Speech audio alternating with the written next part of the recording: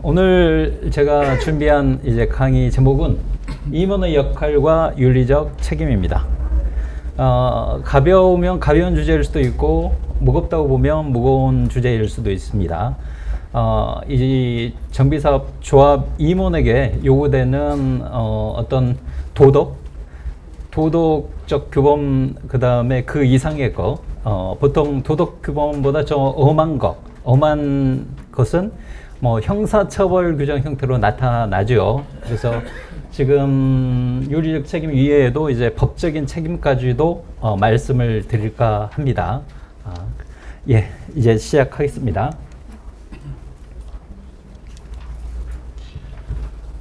목차는 이렇게 잡아봤습니다. 임원과 역할, 그 다음에 도정법 위반 사례 및 처벌, 그 다음에 요새 특히 강조되고 있는 정보 공개에 관한 부분, 이렇게 세 파트요.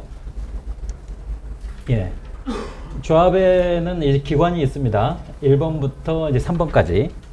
조합장, 이사, 감사, 물론 여기에는 빠져 있는 게 있기는 합니다. 대의원회하고 이제 총회요.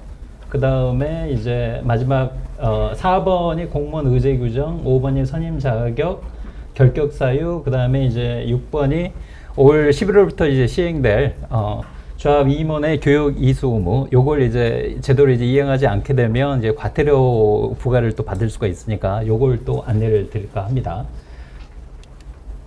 네.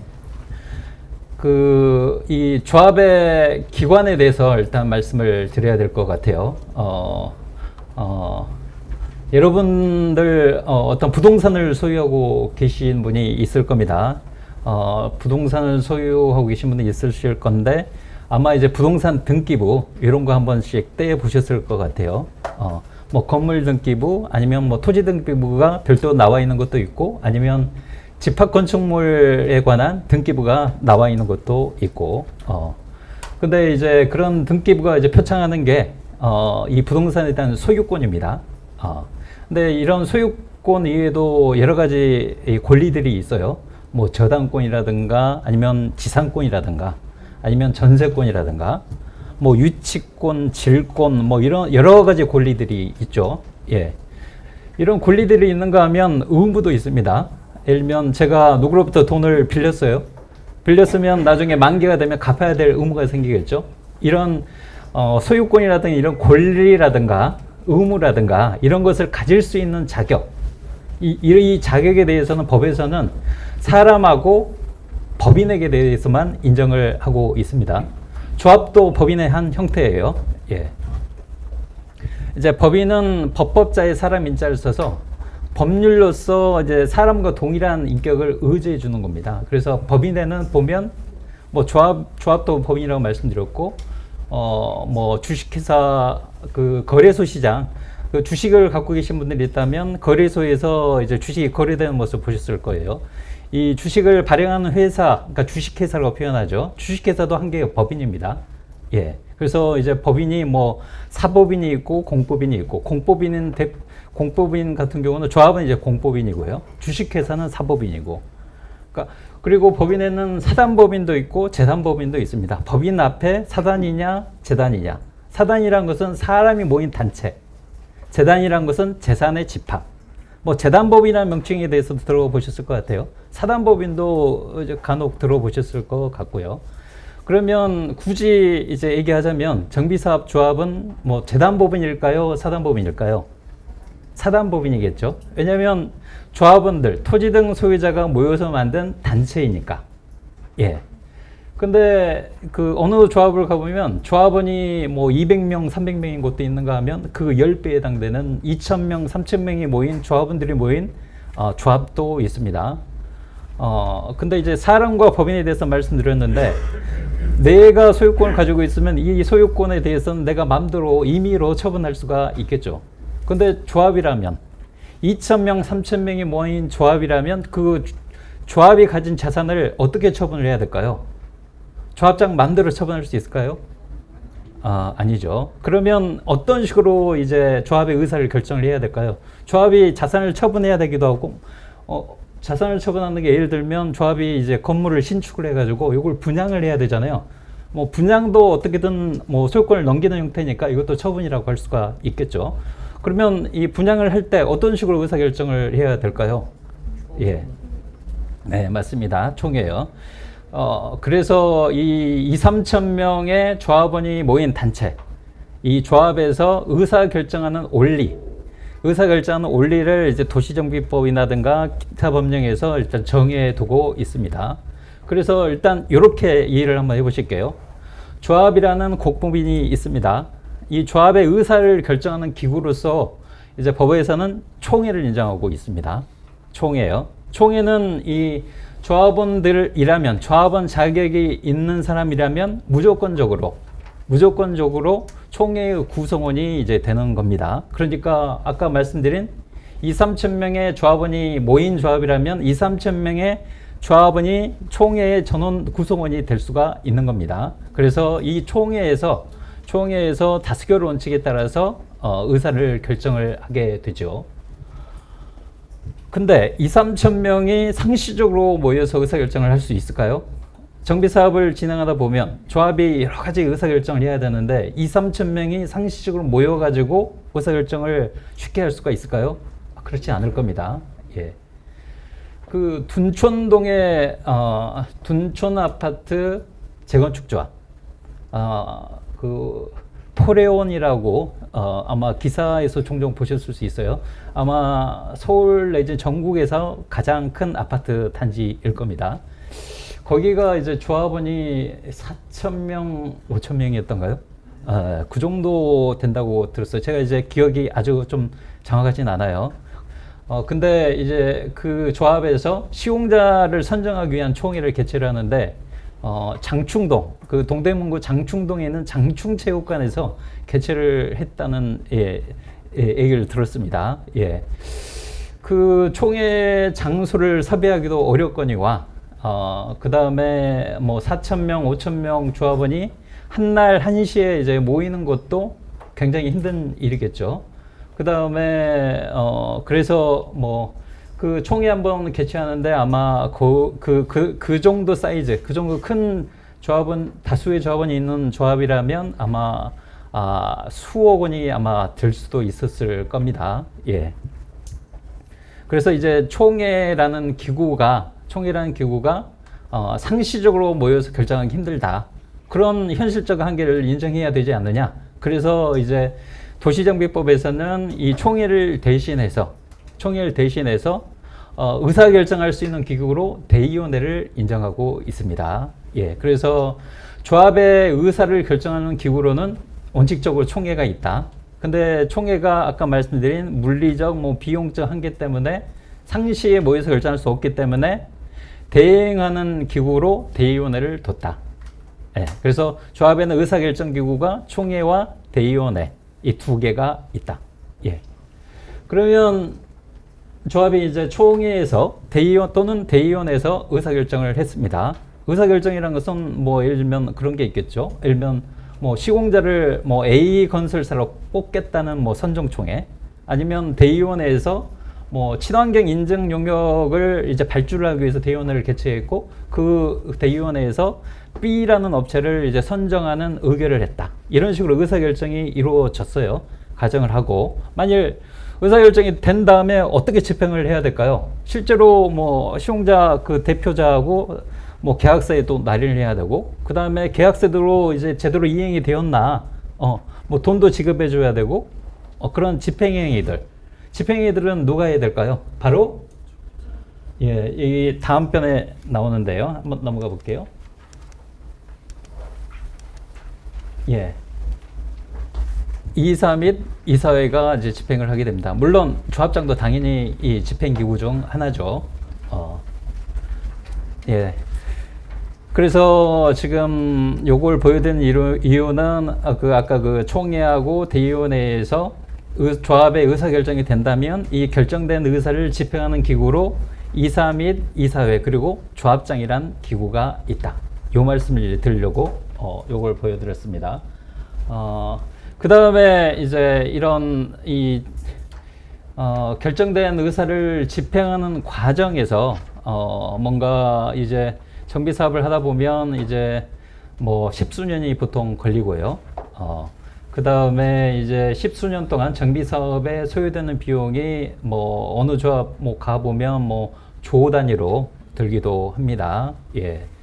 그러면 이 조 단위의 자금을 이제 집행을 하는 과정에서 이 견물생심이라고 이제 욕심이 이제 그 많은 돈을 보면 욕심이 생기는 수도 있겠죠. 그러면 부정행위라든가 이런 비리라든가 이게 게재될 수도 있고, 그러면 이런 집행하는 과정에서 이런 행위들을 이제 미연에 방지하고, 지금 시정하기 위해서 그런 역할을 하는 기구가 또 있어야 될 겁니다. 예. 그게 바로 이제 감사입니다. 예. 감사가 하는 일은 여기서 이제 뭐 보시면 첫 번째 줄에서 감사, 두 번째 줄에서도 감사, 그 다음에 세 번째 줄에서는 두 번째 줄에 보면 발견이라는 표현이 있죠. 감사하고 발견한다. 그리고 이런 부정이나 비리를 발견하거나 이제 발견했을 때는 뭐 보고하고 총회를 소집하고 이런 감시, 감독, 감시하는 기구로 감사라는 기관을 두고 있습니다. 예. 다시 앞으로 돌아가 볼게요. 예. 그래서 이제 다시 정리해 보자면 조합의 의사결정기구로는 총회 또는 대의원회가 있다. 그 다음에 이런 결정된 의사, 총회에서 총회 및 대의원회가 의사결정을 해주면 이걸 집행하는 기구로 이사 및 이사회가 있다. 이 집행하는 과정에서 부정 소지가 있는 것을 이제 감시하는 기구로 조합의 감사가 있다. 예. 대충 이런 식으로 기관을 이해하신다면 조합이 돌아가는 원리는 이 큰 틀에서 다 이해하신 거예요. 자, 마지막 부분을 남겨두고 있습니다. 조합장. 예. 조합장도 의사 집행 기구 중에 하나입니다. 근데 조합장은 뭔가 특별한 게 있어요. 무엇이 있냐? 말씀드릴게요. 첫 번째 줄 보시면 조합장은 조합을 대표한다고 되어 있죠. 예. 그 조합의 의사결정 이후에 집행하는 기구로 이사 및 이사회가 있고 조합장까지도 집행기구 하나다 말씀을 드렸죠. 근데 조합장은 이런 의사결정이 됐다면 대외적으로 조합의 의사를 대표할 수 있는 권한, 대표권이 있습니다. 이 대표 권한을 어떻게 이제 표출이 되느냐? 예를 들면요. 이 조합에서 A라는 협력사하고 계약을 하기로 마음을 먹었어요. 그래서 대의원회에서 A 업체를 선정을 했습니다. 그 이후의 절차입니다. 조합장은 이 A라는 업체하고 이제 계약을 체결하는 절차에 돌입을 할 건데요. 이 조합장은 개인의 지위가 아니라 조합장의 지위에서 조합을 대표해서 계약을 체결하게 됩니다. 그래서 계약서에는 이렇게 나타날 겁니다. 보통 이제 갑을이라고 보통 표현하죠. 계약 당사자. 보통은 이제 갑 지위에 이제 조합이 있게 되는데요. 이렇게 표현을 합니다. 예를 들어서 어느 정비사업 조합 대표자 조합장 홍길동. 그 다음에 을 지위에는요, 을에다가 이렇게 쓸 겁니다. 예를 들면 주식회사 예를 A 주식회사 A 회사 A라고 하면 안 되겠군요. 예를 들면 주식회사 청연 이렇게 쓰고 그 다음에 대표자 대표이사 홍길동 이렇게 쓸 겁니다. 공통점이 있죠. 그 대표자가 소속한 단체를 먼저 표창을 위에다가 표시를 해주고요. 그러니까 어느 조합, 그 다음에 밑에는 어느 주식회사 이렇게 표시를 해주고요. 대표자란에 조합장 홍길동, 그 다음에 주식회사는 이제 대표이사 누구 이렇게 표시를 해주게 됩니다. 그래서 지금 조합장에게 주어주는 특별한 권한, 대표권에 대해서 이제 어떻게 표창이 되느냐 간단히 이제 사례를 들어서 말씀을 드렸는데요. 그래서 이 조합장의 대표권은 이 사망에 또 가서 보실게요. 원칙적으로 이제 조합이 이 결정된 의사를 조합 내부적으로 의사결정이 이루어졌다면 조합 외부적으로 대표에서 의사를 표시할 수 있는 권한이 있습니다. 그래서 아까쯤에 이제 어떤 협력업체 선정할 때도 대표자로서 계약서를 이제 사인하고 날인을 하게 되고요. 그 다음에 뭐 서대문 구청에 뭐 인허가 신청을 할 때, 예를 들면 뭐 조합이 설립되고 난 이후니까 사업시행계획 인가 신청을 한다든가, 관리처분계획 인가 신청을 한다든가, 이런 신청을 할 때는 이 대표자인 조합장이 사인을 해서 신청을 하게 됩니다. 대외적으로 대표할 수 있는 권한이 있다. 이게 이제 대표권이다. 원칙적으로 조합장에는 대표권이 있습니다. 근데 사망을 가서 보실게요. 이렇게 한번 읽어볼게요. 조합장이 자기를 위하여 조합과 계약을 할 때는 감사가 조합을 대표한다. 조합장이 보통 원칙적으로 조합의 대표 권한이 있는데 이 경우만은 조합장의 대표권이 부정이 됩니다. 어느 조합에서요, 조합이 이제 신축 건축물 가운데 뭐 공동주택으로, 그 다음에 뭐 부대시설, 복리시설, 복리시설 가운데 보통 이제 상가가 보통 포함이 되죠. 그래서 이 공동주택하고 상가를 지었습니다. 조합이 그래서 이 상가를 이제 조합원 분양분을 뭐 몇 개를 빼두고 배정을 하고요. 그 다음에 일반 분양분으로 예를 들면 7개 호수가 있었습니다. 근데 그 중에 하나를 이제 조합장이 좀 마음에 좀 들었던 모양이에요.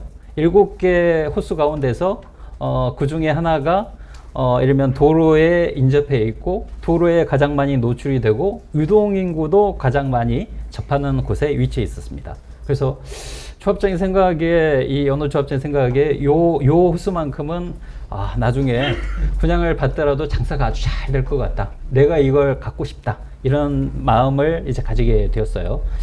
대의원회에서는 이 일반 분양분 7개 호수에 대해서 예를 들면 뭐 최저 매각 가격으로 평당 뭐 2천만 원으로 이제 설정하는 의결을 했습니다.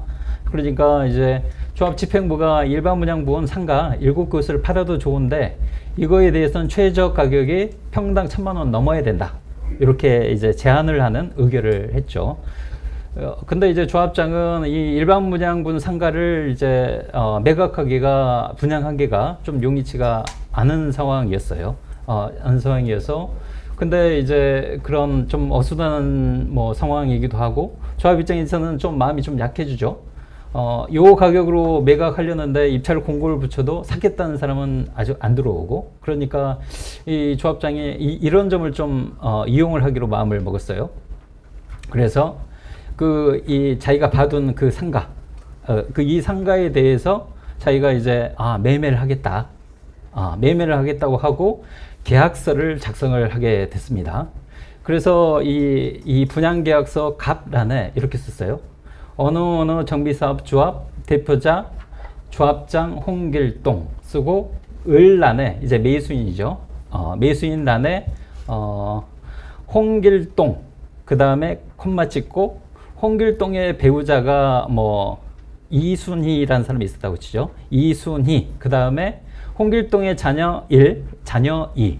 그러니까 4명이 공동 매수한 거로 매매 계약서를 작성을 했습니다. 예, 이 계약이 유효할까요? 예, 맞습니다. 무효가 됐어요, 법원에서. 자, 사망을 다시 한번 읽어볼게요. 조합장이 자기를 위하여 조합과 계약을 할 때, 자기를 위하여 조합과 계약을 한 것일까요? 예, 조합을 자기를 위하여 계약을 한 것이죠. 왜냐하면 이 갑이 조합이고 을이 이제 홍길동이라는 조합장이었잖아요. 그러면 매매 가격이 예를 들면 뭐 3천원 결정되느냐 아니면 2천원 결정되느냐, 요 3천이냐 2천이냐에 따라서 조합이 거두는 수익이 달라지잖아요. 매수인은 싸게 살수면 좋은 거고, 매도인은 조합은 비싸게 팔면 팔수록 좋은 거니까 이해가 충돌이 된 겁니다. 그래서 조합장이 이제 자기를 그만큼 싸게 샀다면, 근데 싸냐 비싸냐 요건 중요치 않을 수도 있어요. 왜냐하면 자기를 위하여 조합과 계약을 한 경우, 법에서는 그렇게 규정하고 있기 때문에 자기를 위하여 계약을 할 때는 조합장의 대표권이 이제 부인이 되고 대표권이 없어지고 감사가 조합을 대표하게 되니까 계약서에는 이렇게 써야 될 겁니다. 정비사업조합 대표자, 감사, 누구 갑질하네요. 그렇게 써야 될 겁니다.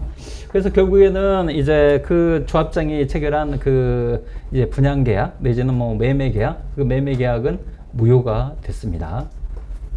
근데 이제 또 부과되는 쟁점이 또 하나가 있었어요. 아까 그 대의원회에서 평당 최저 가격이 2천만 원으로 정했다고 말씀드렸잖아요.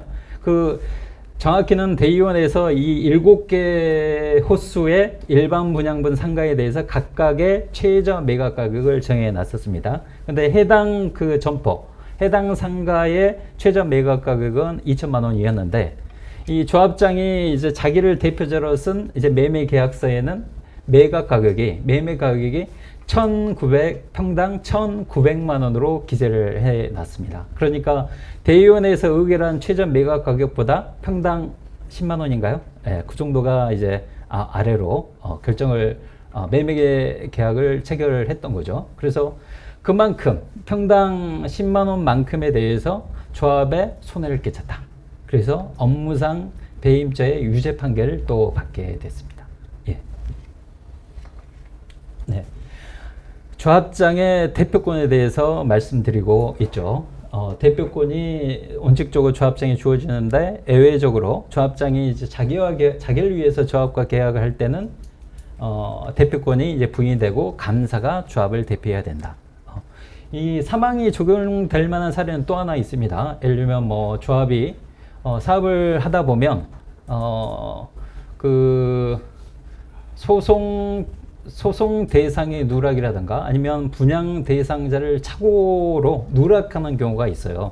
그래서 이 조합의 관리 처분 계획이 완전 무결하면 좋겠지만 그런 문제가 있을 수 있다라는 걸 인정을 해서 보통 이제 신축 건축 세대 수의 1% 정도를 이제 보류지로 이제 따로 배정을 하도록 하고 있거든요. 근데 이제 1%의 이제 보류지가 이제 아까 말씀드린 뭐 분양 대상자의 뭐 누락이라든가 착오라든가 아니면 소송을 통해서 이제 주는 거라든가 이런 걸로 이제 주긴 줬는데 예를 들면 보류지 1%가 10세대가 있었다고 치죠. 근데 이제 사업이 진행이 되면서 이제 입주를 하고 이제 이종고 씨가 나가게 되고 그 다음에 이제 조합이 해산을 해야 되는 국면이 됐습니다. 이 보류지 10세대가 이제 해산할 때까지 조합이 해산을 목전에 둘 때까지 보류주 중에서 예를 들면 뭐 7세대가 배정이 됐다고 쳐요. 그러니까 아까 그 분양 대상자를 착오를 해가지고 7세대를 그분들한테 따로 배정을 해줬다고 치죠. 그러면 보류지 가운데 이제 3세대가 남았습니다. 그러면 이제 조합이 해산할 무렵이 된다면 조합의 임원 입장에서는 이런 생각을 또 함집도 해요. 이 정비 사업이 이제 10수년을 끌어왔는데 그동안 나 정말 열심히 내 청춘을 바쳐서 정비 사업 이 조합을 위해서 열심히 일했다. 조합원들도 나보고 비율도 괜찮게 나왔고 당신 정말 잘했어 라고 칭찬도 많이 한다. 그러면 조합 임원 입장에서는 그럼 나 인센티브도 좀 받아도 되는 거 아닐까? 그러면 인센티브를 현금으로 받는 것도 좋지만 이 보류지 지금 3세대가 남았는데 그 중에 한 세대를 예를 들면 뭐 조합원 분양가로 뭐 받아가지고 그걸 조합원 분양가로 받는다고 치면 뭐 적어도 일반 시세하고 차이가 꽤 나니까 그것만 하더라도 나한테 꽤 이득이고 또 이후에도 뭐 월세나 뭐 전세라든가 이런 거 돌리면 꽤 이득이 많이 남을 것 같다. 그래서 이 조합장 입장에서는 예를 들면 뭐 보류지 한 세대를 내가 조합원 분양가로 아니면 뭐 조금 양보해서 그 일반 분양가로 이제 내가 분양을 받겠다는 이제 총회 의결을 이제 추진하는 경우가 있습니다. 그래서 그 총회 의결이 천신만고 끝에 이제 반대자도 꽤 이제 나왔지만 천신만고 끝에 총회 의결을 받았습니다. 총회를 통과를 했어요. 그러고 나서 이 조합장이 이제 보류지를 이제 분양 계약서를 작성을 하게 됐는데 또 동일한 상황이 발생할 수도 있죠. 갑에다가 뭐 어느 조합 대표자 조합장 홍길동 쓰고 그 다음에 을에다가 뭐 이제 매수인란에 이제 홍길동, 그 다음에 홍길동의 배우자, 뭐 두 명을 공동 매수한 걸로 정다든가. 그래도 동일한 문제가 발생을 할 겁니다. 조합장이 자기를 위하여 조합과 계약을 할 때는 감사가 조합을 대표한다. 요 규정 때문에 또 그 계약서가 무효가 될 수도 있습니다. 네. 자, 그 다음에 조합장의 권한에 대해서 뭔가 스페셜한 게 있다고 이제 말씀드리면서 대표권을 설명을 했고요. 그 다음에 이제 그 1항에 다시 돌아서 보면 사무를 총괄을 하겠죠. 집행기구로서 이사회, 그 다음에 조합장이 있다고 말씀드렸는데, 조합장이 아무래도 이제 넘버원이잖아요. 예. 그래서 조합 사무를 총괄하게 될 거고요. 총회 또는 대의원회 의장이 됩니다. 총회를 소집할 수 있는 권한이 있고요. 대의원회를 소집할 수 있는 권한이 있습니다. 이런 총회나 대의원회 소집권은 이 조합장 1인에게 부여가 되어 있죠. 그 다음에 사항으로 이제 넘어가 볼게요. 조합 임원은 다른 조합의 임직원을 겸할 수 없다. 이것도 아까 말씀드린 이 사망, 이해 충돌 상황을 이제 방지하기 위해서 다른 조합의 임직원을 겸할 수 없다 라는 조항을 둔 것으로 이해가 됩니다. 근데 이제 다음에서 보시겠지만 서울시 표준선거관리 규정에는 보면 조합 임원 및 대의원 같은 경우는 이 피선거권 결격사를 좀 폭넓게 규정하고 있어요. 피선거권이란 뭐냐? 선거권에 대해서는 아시죠? 선거권은 뭐 일면 우리나라 대통령이나 국회의원 뽑는 거, 이게 선거권이죠. 피선거권은 거기에 출마할 수 있는 자격. 피선거권은요. 그러니까 선거권에 피자가 붙으니까 앞에요. 받을 피자 이런 개념이니까 일면 뭐 임원 선거의 피선거권이라면 일면 조합장으로 출마할 수 없는 뭐 어떤 결격 사유 뭐 이런 거라고 이제 보시면 될 것 같아요. 그래서 표준선거관리 규정 6조 2항에서 이제 규정을 하고 있는데 그 중에 7호 한번 읽어볼게요. 같은 목적의 사업을 시행하는 다른 조합, 요건 이제 법률 규정이 더 있어요. 다른 조합의 임직원을 겸할 수 없다. 이건 앞선 도시정비법에도 있었죠. 그 이외에 추진위원회, 청사인 또는 당의 사업과 관련된 뭐 시공설계, 정비에 해당하는 법인 또는 단체 임원, 위원, 직원으로 소속된 자. 그러니까 당의 사업이라고 표현되어 있으니까 이 구역에서 정비 사업이 시행이 되는데 이 구역 조합과 일명 계약을 체결한 협력업체, 협력업체의 직원 또는 임원으로 소속된 자는 당의 조합의 임원 및 대의원 선거의 피선거권이 없게 됩니다. 그러니까 출마를 할 수가 없게 되겠죠. 요새 이제 보면 예전에는 대의원회의 대의원의 임기에 대해서 표준정관에서는 임기를 제한하고 있지 않았습니다. 근데 요새 조합들을 보면 새로 설립되는 조합들은 대의원도 임원과 마찬가지로 임기제를 도입하는 그런 조합들이 늘어나고 있거든요. 그래서 이제 일명 임원의 임기는 3년 이내 범위에서 정할 수 있도록 하고 있죠. 그래서 보통은 임원 임기는 3년으로 합니다. 그래서 대의원도 보통 3년으로 같이 이제 맞추고 있어요. 그래서 이제 임원, 대의원까지도 대의원도 이제 포함이 돼요. 대의원도. 그래서 피선거권을 이렇게 폭넓게 좀 규정하고 있으니까 법령에서 규정한 것보다는 좀 더 폭넓게 규정해서 뭐 이해충돌 상황을 좀 피하면서 조합의 이익을 보호하기 위해서 이렇게 규정을 하고 있다. 이렇게 말씀드릴게요. 그래서 이제 막상 이제 뭐 조합 임원으로 본인이 출마하고 싶다. 내지는 뭐 대의원으로 활동하고 싶다. 그러신다면 표준선거관리 규정 조합마다 이제 선거관리 규정을 채택을 하고 있거든요. 그래서 선거관리는 6조 2항을 확인하셔야 된다. 조합마다 이게 조금씩 변형을 해서 이제 채택하고 있는 경우가 있어서 지금 여기서는 표준선거관리 규정의 이제 원칙적인 모습 요것만 이제 보여드리는 거고 그 각 개별 조합마다 조금씩 수정해서 채택하고 있을 수 있으니까 그래서 그 부분을 확인하셔야 된다. 이렇게 말씀을 드릴게요. 앞으로 돌아와서 이제 조합장의 대표권 설명을 하면서 이제 다른 조합의 임직원을 겸할 수 없다. 이해 충돌에 관한 조항이 있다. 이렇게 말씀을 드렸고요. 그 다음에 이거 쭉 한번 읽어보시면 될 것 같아요. 이 부분은요.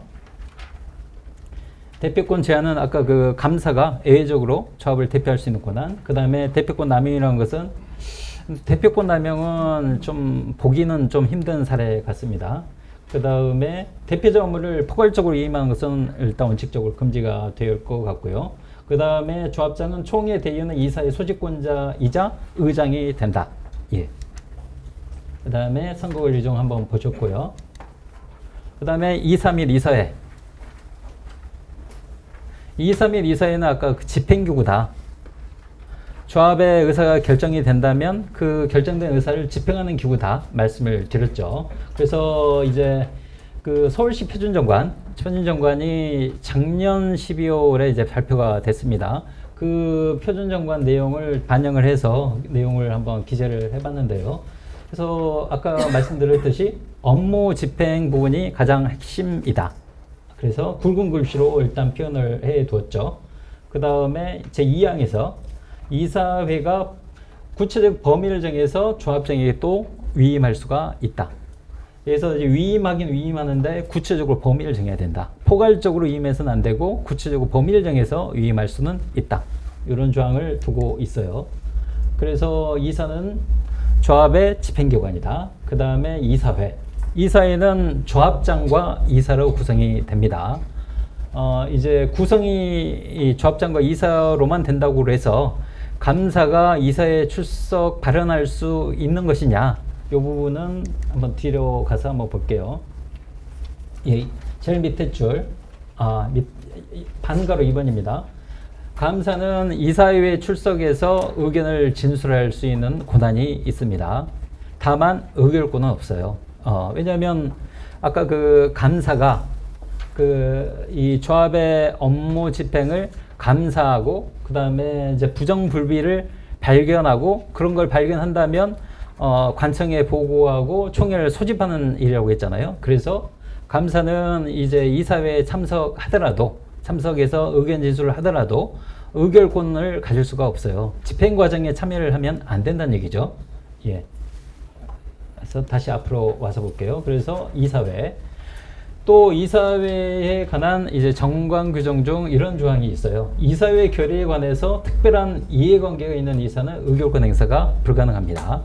이것도 역시 이사의 이해충돌 상황, 요걸 방지하기 위해서 해당 안건에 대해서는 특별한 이해관계가 있는 이사의 경우에는 그 이사는 의결권이 없다라고 정관이 규정하고 있습니다. 이 특별한 이해관계에 있을 경우 의결권 부정하는 조항은 대의원회에도 두고 있어요.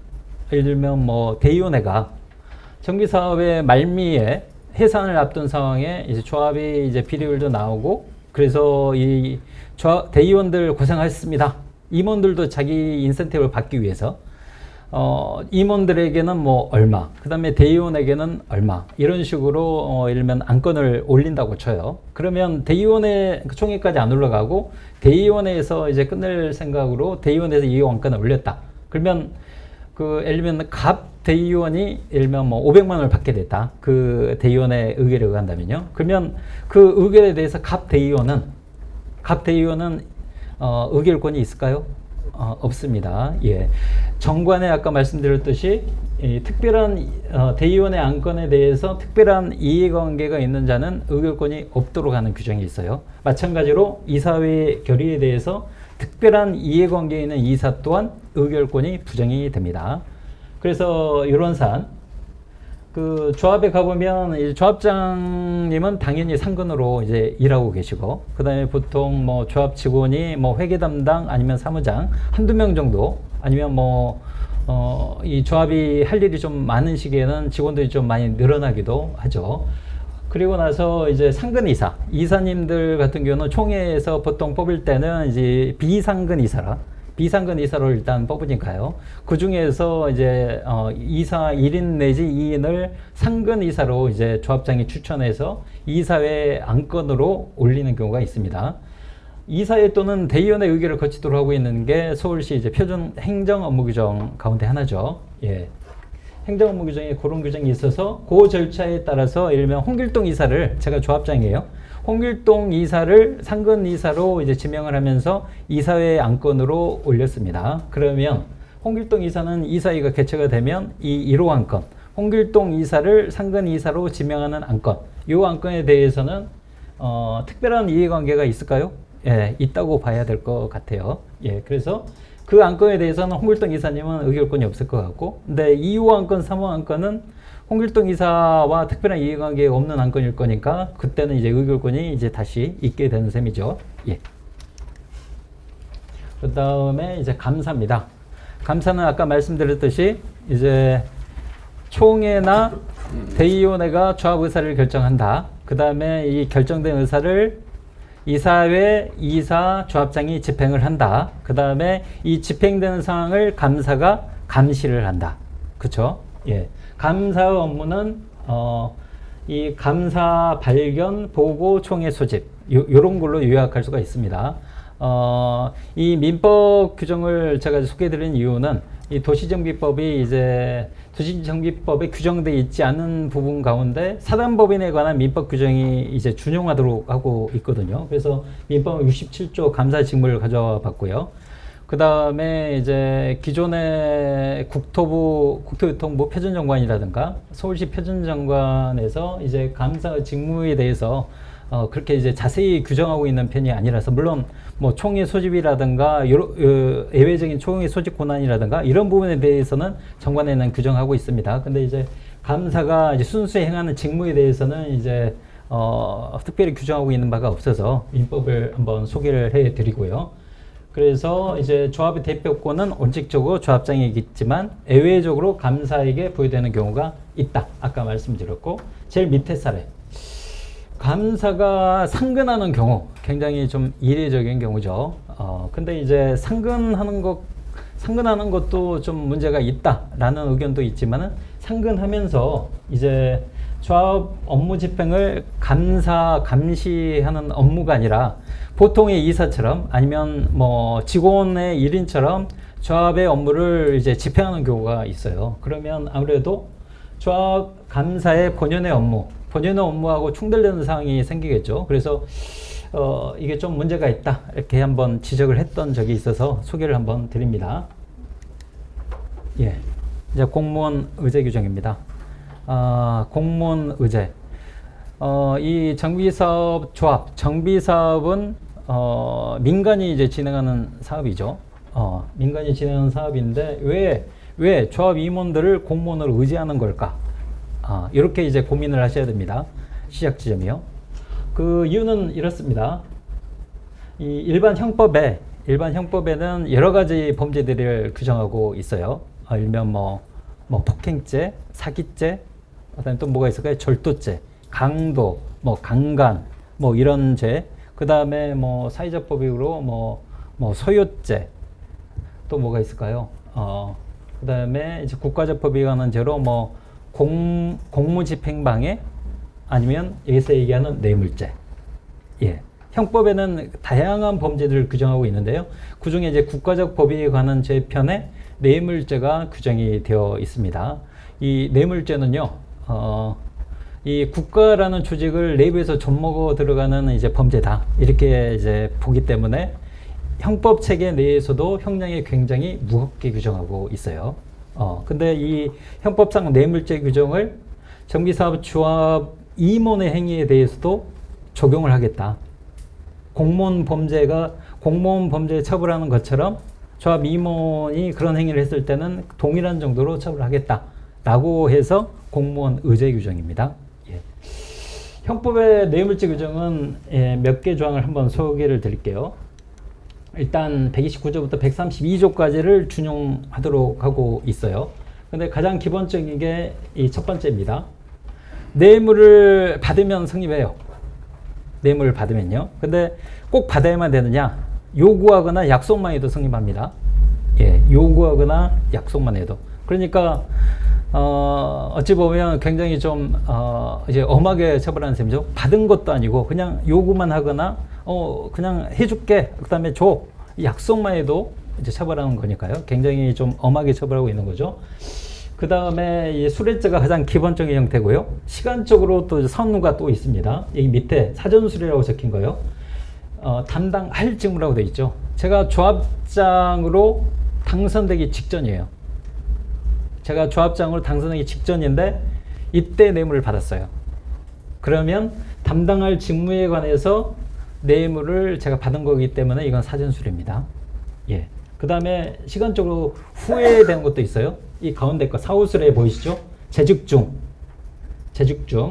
청탁을 받고 부정행위를 했어요. 그러니까 제가 조합장일 때 제가 한 6개월 정도 임기가 남았어요. 그래서 지금 제가 이제 내려가기 전에 이제 제가 이제 조합원들로부터 지지가 좀 약해지고 임기가 만료되면 더 이상 연임하기 힘들 것 같다. 이게 직감을 하고 협력업체 내가 너 뽑아줄 테니까 돈 줘. 대신 내가 조합장일 때 받긴 좀 그래. 그러니까 내가 임기 만료되고 내려가면 그때 돈을 줘라. 오케이. 이렇게 해서 약속을 하면 재직 중 청탁을 받고 부정행위 후에 이제 임기가 만료됐죠. 내려가서 뇌물을 받았어요. 그러면 사후수뢰. 시간적으로 아까 사전수뢰, 사후수뢰. 그 다음에 제일 밑에 거 제3자 뇌물 제공죄. 제가 이제 조합장입니다. 뇌물을 받고자 하는데 제가 받기에 영 그래요. 양심이 좀 남아 있어요. 양심이 좀 남아 있어. 제가 받기 좀 그래서 야, 나 주지 말고 내가 정말 신뢰하고 내가 정말 보답해주고 싶은 사람이 있어. 지켜주고 싶은 사람. 이 사람한테 돈을 줘. 그러면 제3자 뇌물 제공죄. 예, 제가 받는 대신 3자에게 주도록 했을 때. 그 다음에 이제 제일 위에 거 수뢰 후 부정처사. 뇌물을 받고 나서 부정행위까지 해주게 됐어요. 그러면 죄질이 더 나빠지겠죠. 더 비난 가능성이 커지겠죠. 더 나쁜 놈이 되는 거죠. 그럼 형량이 좀 더 세져요. 수뢰 후 부정처사. 그 다음에 알선수뢰 제일 밑에 거요. 제가 상근이사입니다. 제가 상근이사예요. 조합장하고 추진위 시절 내지는 그 이전에 같이 추진위 단계에서부터 한 15년, 20년을 같이 부대끼면서 이 사업을 끌고 온 것 같아요. 그런 과정에서 이제 제 집에 있는 숟가락 숫자를 조합장이 모두 다 알 만큼 그만큼 친해졌어요. 그래서 어느 업체가 저한테 접근을 해가지고 조합장님한테 잘 좀 얘기해줘. 당신이 그 조합장하고 친하다는 얘기 내가 들었거든. 그래? 그러면 얼마 줄 건데? 그래서 얼마 주기로 했어요. 그래. 내가 그러면 조합장에게 정말 내가 친하니까 내가 이걸 너 업체 선정해주고 내가 잘 얘기해 볼게. 그러면서 이제 얼마를 받았다. 그러면 자신의 지위를 이용해서 조합장 직무에 속한 상을 알선을 하면서 그 대가로 돈을 받았잖아요. 알선수뢰. 이 6개 조항이 공무원 범죄로 형법에 규정되어 있고 이 6개 조항이 조합 임원들에게 적용이 됩니다. 정확하게 범위를 보시면 추진위원장, 추진위원은 아니에요. 추진위원장, 그 다음에 조합 임원. 조합 임원은 아까 뭐가 있다고 그랬죠? 조합장, 이사, 감사. 그 다음에 청산인. 청산인은 이제 그 조합이 해산 이후에 조합 임원들이 보통 이제 청산인으로 지위가 바뀝니다. 그 단계에서도 이제 공무원 범죄에 관한 뇌물죄를 적용을 하겠다라는 겁니다. 자, 여기서 끝나는 게 아닙니다. 또 이 특가법이라고 또 있어요. 일반 형법은 일반법이고요. 이 몇 가지 범죄를 추려가지고 형량을 가중하는 법률이 또 있습니다. 이게 특별법으로서 특정 범죄, 가중처벌 등에 관한 법률, 줄여서 특가법이라고 합니다. 이 특가법 비슷한 것은 특경법도 있어요. 특정 경제범죄, 가중처벌 등에 관한 법률. 그건 이제 뭐 일면 횡령죄, 사기죄, 이 피해 액수가 클 때 특경법을 적용해서 형량을 좀 세게 해서 이제 처벌하는 거고, 이 뇌물죄는 특가법에 따라서 수뢰 액수가 커지게 되면 형량을 또 세게 때리는 겁니다. 보시면 구금물시로 처리되는 거예요. 뇌물 가액에 따라서 가중처벌이 되는데 제일 밑에 3번에 보시면 3천하고 5천 사이 5년 이상, 5천에서 1억 사이 7년 이상, 그 다음에 1억 이상은 무기 또는 10년 이상. 예. 일반 형법에서 끝나는 게 아니라 이 대개는 특가법이 적용이 됩니다. 예. 특가법이요. 보시면 5년 이상이라도 굉장히 센 거예요. 형법에는 폭행죄가 5년 이하로 규정이 되어 있거든요. 형법 체계는 징역형 같은 경우 1개월에서 이제 30년까지일 거예요. 1개월에서 30년까지 범위로 규정을 해 놓습니다. 그래서 이제 기소가 돼서 법원에 가면 이 범위 사이에서 법원이 하나를 딱 선고를 하는 거예요. 근데 여기 지금 폭행죄가 5년이라고 말씀드렸으니까 1개월에서 5년까지 요 사이인 거예요. 근데 지금 3천에서 5천 사이는 5년 이상으로 돼 있죠. 1개월이 5년으로 바뀌는 거예요. 5년에서 이 일반 형법 그 징역형은 25년까지니까 5년에서 25년 사이. 예. 하한하고 상한이 이렇게 굉장히 올라가 버리죠. 예. 그래서 이제 이 뇌물죄에 대해서 이제 이런 법 체계가 굉장히 뭐 중호하고 있다고 표현해야 될까요? 예. 굉장히 엄하게 처벌하고 있다. 이렇게 이제 아시면 되겠습니다. 예. 근데 제가 이제 방문했던 조합액입니다. 그 조합에 이제 가봤는데요. 이사회를 구성할 수 없을 정도였어요. 그 이유는 무엇이었냐면 이제 그 이사회의 구성원은 조합장과 이사라고 말씀드렸죠. 보통은 조합장과 이사 포함하면 보통 10인 이내로 구성을 보통 하거든요. 근데 이사회가 구성이 안 될 정도로 한 7, 8명 정도가 뇌물죄의 공동정범으로 기소가 되어 있었습니다. 제가 방문했을 때는 이제 1심 판결이 나지 않은 상태였어요. 그러니까 이제 법원에서 사건이 이제 계속되고 있는 상황이었죠. 근데 7, 8명이 뇌물죄의 공동정범으로 기소가 됐고, 그 중에 이제 조합장과 감사했을 거예요. 그렇게 2명이 구속된 상태였어요. 구속 기소가 된 상태였습니다. 그래서 그 당시에 보통 이제 법원에 검찰 측에서 제출하는 것을 공소장에는 예를 들면 뭐 조합장, 이사, 감사가 이러한 행위를 범죄를 범했으니 처벌하여 주시기 바랍니다. 라는 내용이 공소장에 기재가 됩니다. 이제 제가 그때 당시에 봤던 것은 공소장이었어요. 이 공소장 기재를 보면 이 7, 8명이 뇌물죄 공동정범으로 기소가 됐는데 수뢰 액수가 그렇게 많지는 않았어요. 제가 그때 기억하기로는 3천에서 4천 사이였던 것 같아요. 여러분들은 이 TV 뉴스에서 뭐 이러면 어느 조합에서 이런 뇌물 사건이 터졌는데 그 뇌물 액수가 뭐 수억에 달한다, 이런 뉴스는 많이 접해 보셨을 것 같아요.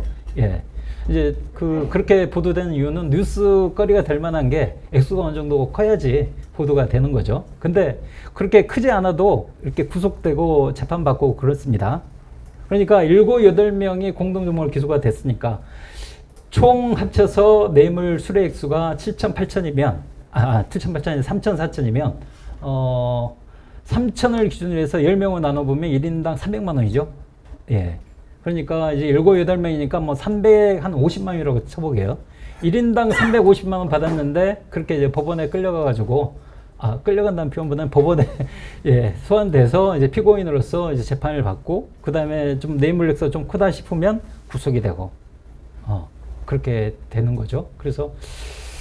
그리고 이제 그 업체가 이제 이권을 노리고 저 임원들에게 접근을 했겠죠.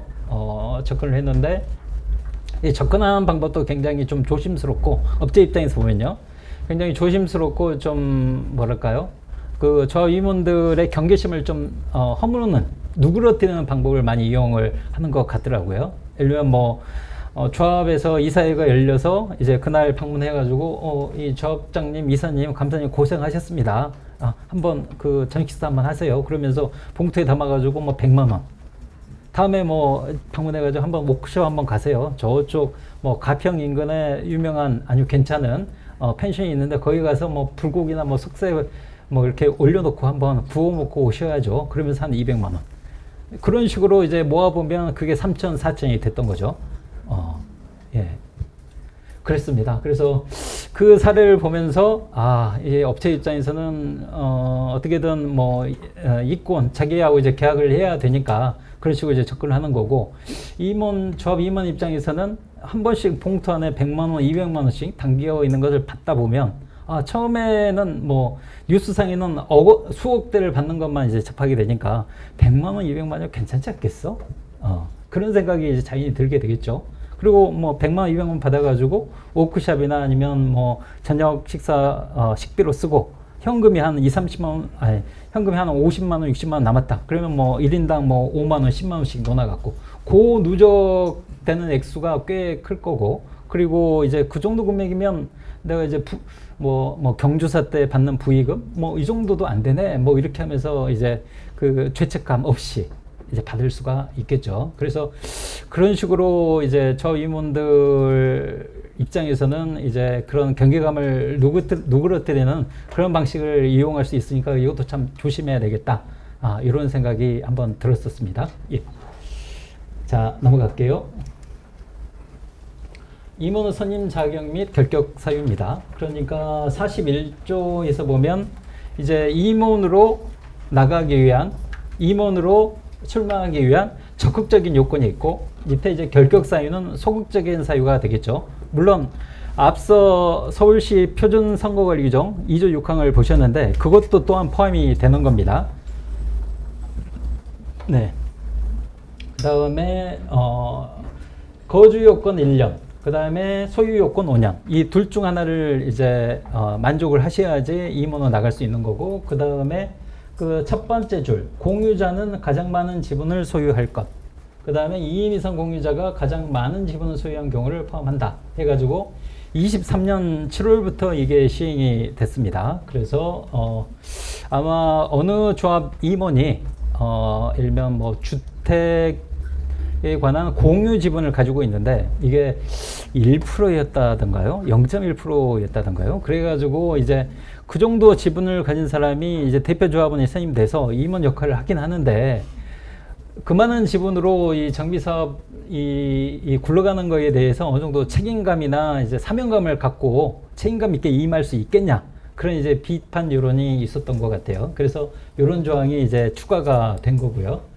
그래서 이제 보통 2인 이상 공유자가 가장 많은 지분 소유한 경우, 이게 어떤 경우냐? 일면 남편과 배우자가 20년 동안 정말 알뜰살뜰히 자식들을 키우고 전략을 해가지고 자기 집 한 칸을 마련을 했습니다. 그래서 이제 남편과 아내가 이제 사이좋게 앞으로도 사이좋게 100년 해로하자 하면서 2분의 1씩 공유 지분으로 이제 등기를 했어요.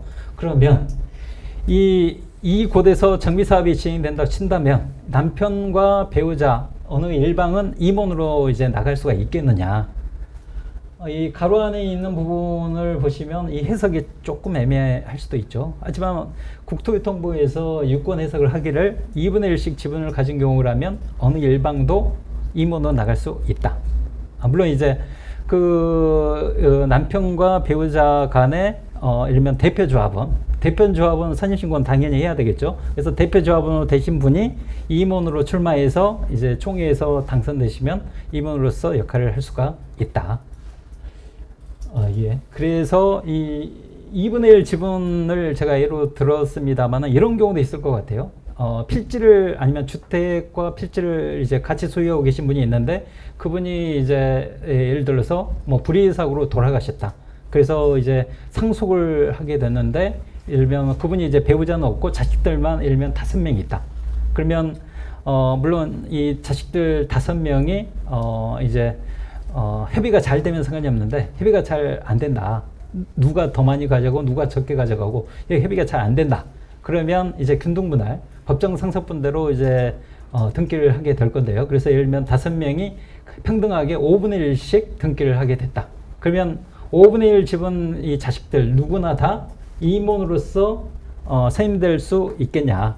예, 약간 궁금하시죠? 근데 이론적으로는 가능할 것 같아요. 예, 역시 5분의 1 지분 가진 사람이라도 대표 조합원은 선임되고, 예, 이제 총회에서 이제 선출이 또 돼야 되겠죠. 예, 그럴 것 같습니다. 그 다음에 조합장의 경우에는 또 하나 이제 제한 조건이 있어요. 선임일부터 관리처분 인가시까지 해당 구역 내에 거주하여야 한다. 상가, 영업을 하고 계신 분 같은 경우는 영업 행위를 해야 된다. 예, 거주하는 대신 영업 행위를요. 그런 조건이 있고요. 그 다음에 이제 결격사를 한번 보실게요. 밑에. 주로 문제되는 게 5호입니다. 이 법을 위반해서 100만 원 이상의 형을 선고하고 10년이 지나지 아니한 자. 종전에는 5년이었어요. 여기 10년 후 좀 늘어났죠. 한번 예를 한번 들어볼게요. 제가 젊은 시절에 술을 좀 좋아해가지고 술이 좀 떡이 돼가지고 이제 밤에 좀 고성방가를 하고 그러다가 시비가 붙어가지고 사람하고 이제 이 드자비질을 하게 됐어요. 그래서 이제 경찰차 출동하고 타고 가서 이제 나중에 벌금 일명 500만 원을 선고를 받았어요. 그런데 제가 살고 있는 집 근처에서 이제 전기 사업이 시작돼서 조합이 만들어졌어요. 제가 임원이 되고 싶어요. 제가 출마할 수 있을까요? 예, 그렇죠. 왜냐하면 이 법을 위반하여 되어 있잖아요. 폭행죄는 도시정비법에 규정되어 있는 범죄가 아니라 일반 형법의 범죄이기 때문에 이 법을 위반하여 100만 원, 100만 원 이상의 벌금 선고가 받은 게 아닌 게 되겠죠. 그러면 이렇게 한번 또 내볼게요. 제가 정비사업 이사로서 활동하면서 상근이사 활동하면서 도시정비법상의 뭐 정보 공개를 제대로 안 해줘가지고 정보 공개라기보다는 어쨌든 제가 조합장이라고 할게요. 조합장으로 활동하면서 정보 공개를 잘 안 해줘서 벌금 120만 원을 선고를 받았어요. 그래서 이제 그 조합 임원에서 당연히 퇴임하게 됐고요. 그래서 제가 그 상처를 안고 사는데 다행히 다른 곳에 투자를 하나 해놓은 게 있어서 거기서 정비사업이 시작된대요. 정비사업이 시작돼서 조합이 이제 출범할 것 같아요. 그래서 제가 임원으로 출마하고자 합니다. 근데 이제 제가 벌금 선고를 받은 때로부터 한 7년 정도가 지났어요. 그 조합에서 출마할 수 있을까요? 안 되죠. 10년이 지나지 않았으니까. 예. 다 퀴즈를 잘 맞추시네요. 네, 이거는 이제 당연 퇴임된다. 이거는 1호 같은 경우는 원시적으로 원래 하자가 있었는데 이걸 사후에 발견하게 됐다든가 원래는 결격 사유가 없었는데 나중에 발견됐다. 나중에 발생했다. 예를 들면 제가 조합 임원으로 선출되고 나서 뭔가 실수를 해서 도시정비법 위반으로 벌금 100만 원 이상을 선고를 받게 됐다. 그러면 그 판결이 확정된 때로부터 당연 퇴임하게 되겠죠. 그 다음에 2호 같은 경우는 자격 요건을 갖추지 못한 경우. 아까 그 소유 요건, 거주 요건 5년, 1년 이렇게 말씀드렸잖아요. 그게 이제 선거관리위원회가 이제 결격사유, 후보자 결격사유를 보통 요거 보게 되는데 그때 제대로 검증이 안 됐다. 그래가지고 임원으로서 활동하고 있는데 그게 나중에 밝혀졌다. 그러면 그때로부터 당연히 퇴임하게 되겠죠. 예, 교육 이수 의무는 올해 11월부터 이제 시행이 될 겁니다. 그래서 선임 또는 선정된 날로부터 6개월 내에 교육을 이수해야 될 의무가 이제 발생하고요. 만일에 이 기간에 이수하지 아니하면 500만 원 이하의 과태료가 부과가 될 건데 아직 시행령이 만들어지질 않았어요. 시행령에 아마 담게 되는 내용은 어떤 교육이냐, 어떤 교육이 이 법정에서 얘기하는 교육이냐, 요 내용이 아마 담길 것 같아요. 그 다음에 과태료 액수 같은 경우도 500만 원 이하로 표현이 되어 있으니까 일수에 따라서 과태료가 더 차등화가 될 거고요. 예, 요건 조금 시행령이 만들어질 때까지 기다려서 아마 적용이 될 것 같습니다. 일단 11월에는 시행이 된다. 이 정도만 알고 계셔도 될 것 같아요. 네. 도정법 위반 사례 및 처벌. 이 조합 운영 실태 점검에서 지적됐던 사항들을 간단히 요약해서 이제 말씀드리려고 해요. 조합 실태 점검은 도시정비법상의 법령을 위반한 사례가 있느냐, 법령 위반에 포커스를 맞춰서 실태 점검이 이제 진행이 됩니다. 이 법령 가운데는 이제 형사처벌 규정도 있고 형사처벌 규정이 없는 경우도 있습니다. 근데 형사처벌 규정이 있는 경우는 보통은 조합 임원, 그 중에서도 조합장에게 이제 부과되는 경우가 많이 있어요. 그래서 요 사항에 관해서 물론 이제 조합 임원의 뭐 수뢰와 관련된 뭐 있던 책임 같은 경우는 조합장을 포함한 조합 임원들에게 주어지는 이제 법적인 리스크고 이 도정법 위반 사례 같은 경우는 특히 이제 조합장에게 이제 부과될 수 있는 법적 리스크다. 이렇게 이제 이해하시면 될 것 같아요. 도시정비법상의 형사처벌 규정을 간단히 한번 보자면 이렇습니다. 도시정비법에서 가장 무거운 형벌은 5년 이하예요. 아까 그 폭행죄, 일반 형법상의 폭행죄가 5년 이하인데요. 이 도정법상도 5년 이하로 가장 가장 강하게 규정된 게 5년 이하입니다. 물론 이제 공무원 의제 규정은 형법하고 특가법까지 이제 끌고 와서 처벌하는 규정이어서 여기서는 논의로 쳤고요. 그래서 첫 번째 줄 보시면 서면 동의서, 일면 추진위 구성 동의서, 조합 설립 동의서, 서면 동의 형태로 본인 의사를 표현해야 되는 경우, 이때는 뭐 신분증 사본 당연히 첨부하고, 뭐 어떤 때는 법인 같은 경우는 그 인감증명이 첨부되는 경우도 있죠. 그래서 이런 서면 동의서를 위조를 했다. 그때는 이제 형사처벌 대상이 되고, 이 밑에 136조의 마지막 줄을 보시면 서면 동의서를 사고 파는 거, 요것도 형사처벌 대상이 됩니다. 그 다음에 다시 위로 올라가서 추진위원 및 조합 임원 선임 과정에서 내가 이제 출마를 하게 됐어요. 그래서 표징 수혜자가 나를 뽑아주세요 하면서, 일면 나를 뽑아주면 내가 태블릿 PC를 줄게, 아니면 뭐 50만 원을 줄게, 이렇게 표를 이제 매수하는 행위, 요 행위도 요 규정에 따라서 처벌받습니다. 그 다음에 협력업체 계약 체결 관해서 돈이 오고 간 거, 요것도 이제 도정법상 형사처벌 규정이 되는데, 아마 요 행위가 있다면 아까 말씀드린 뭐 공무원 의제 규정에 따라서 형법과 특가법에 적용될 가능성이 좀 높긴 해요.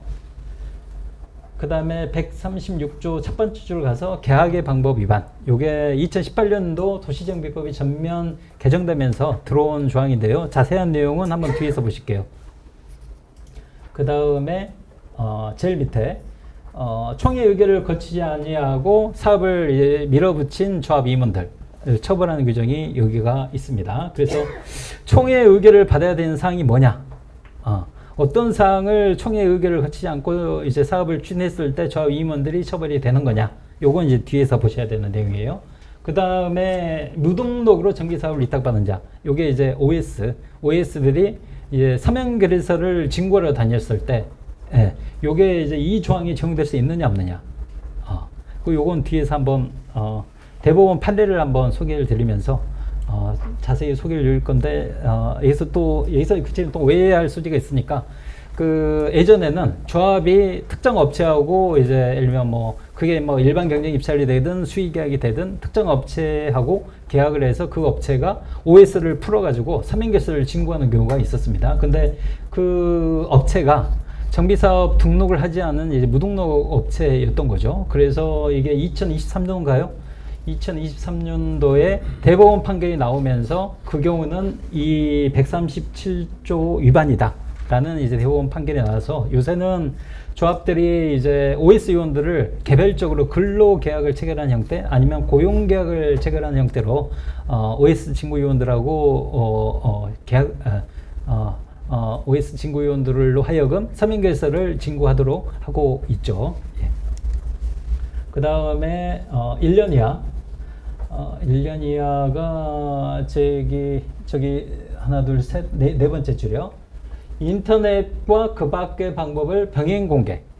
이건 이제 서울시 같은 경우는 정보 몽땅 시스템을 통해서 정보 공개를 하고 있어서 요 조항 위반 여부는 크게는 문제가 되는 것 같지는 않습니다. 근데 서울권만 벗어나더라도 그런 시스템이 없어서 각자 조합들 홈페이지를 따로 만들어서 운영을 하고 있거든요. 그래서 요 조항이 꽤 적용이 문제되는 것 같습니다. 그래서 그 다음에 속기록 등을 만들지 아니한 경우, 예를 들면 뭐 총회라든가 중요한 회의 같은 경우는 속기록, 영상 녹음 아니면 음성 녹음, 이 셋 중에 하나를 만들어서 보관하도록 할 의무가 있는데, 그걸 이제 이행치 않는다든가 그러면 요 규정에 따라서 형사처벌을 받을 수 있습니다.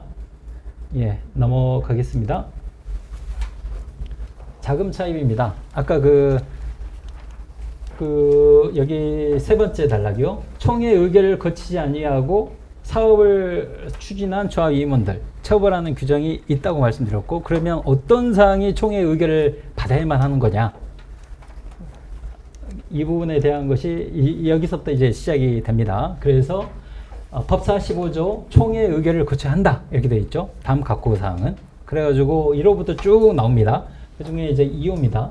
자금을 차입할 때는 방법, 이자율, 상환 방법을 명시를 해서 조합 총회 의결을 받아야 합니다.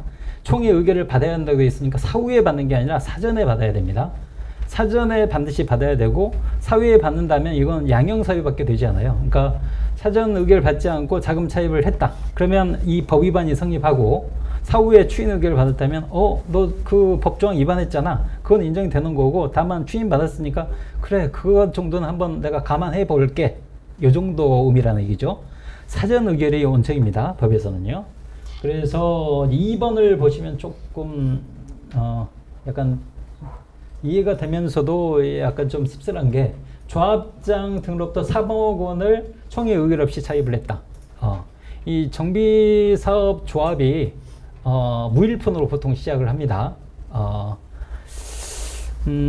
토지등 소유자는 이제 이 부동산을 가지고 있기 때문에 이제 조합원 자격이 있거나 뭐 그러잖아요. 근데 그 토지등 소유자 조합원이 가진 부동산이 조합 앞으로 당연히 이전돼서 조합이 임의로 이 자산을 담보로 뭘 일으킨다든가 대출을 받는다든가 이런 구조가 아니에요. 그래서 대개는 이 협력업체로부터 돈을 차입을 해가지고 시공자가 들어오면 큰 돈을 이제 대여받을 수 있으니까 큰 돈을 대여받을 수 있으니까 시공자로부터 대여금 받고 그 돈으로 이제 기존의 조그만 협력업체들 돈을 갚아주고 아니면 조합원들 이제 비용을 대여를 해줬던 걸 또 갚아주고 그래서 시공자 자금으로 이제 사업을 진행하다가 이제 관리 처분이 나게 되면 금융기관으로부터 대출이 이제 이루어지게 됩니다. 그때는 이제 수백억 내지는 수천억 자금 대여가 이루어지죠. 그러다가 이제 조합이 이제 이주하고 철거하고 나서